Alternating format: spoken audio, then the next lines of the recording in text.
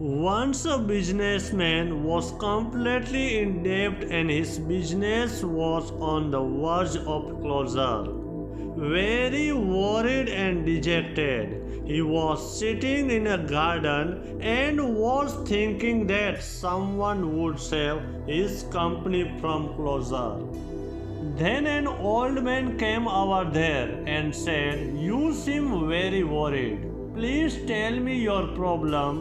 Maybe I can help you." The businessman told his problem to the old man. Hearing the problem of the businessman, the old man took out the checkbook from his pocket and wrote a check and gave it to the businessman and said, "You keep this check and after exactly 1 year we will meet here again. Then you return this money to me."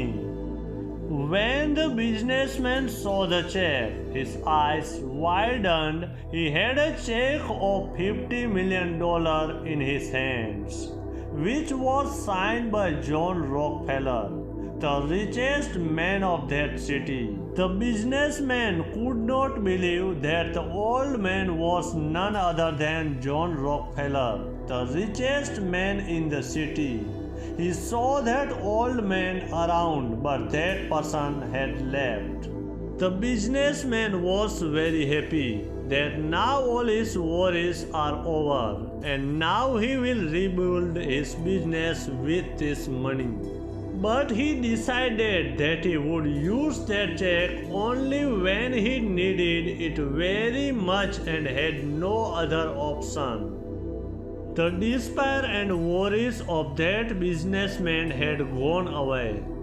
Now he fearlessly started running his business with new confidence, as he had a check of $50 million which could come in handy if needed. Within a few months, he made good agreements with the merchants, which slowly started doing well for his business again. And he repaid all his debts without using that check. Exactly 1 year later, the businessman took the same check and reached the garden where the old man had met him a year earlier.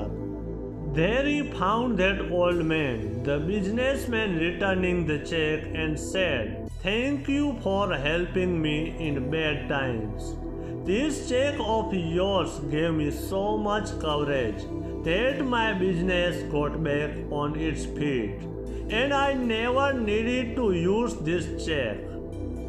When he completed his talk, some employees of the nearby mental asylum arrived there and caught hold of the old man and started taking him to the mental asylum. Seeing this, the businessman said, "What are you doing?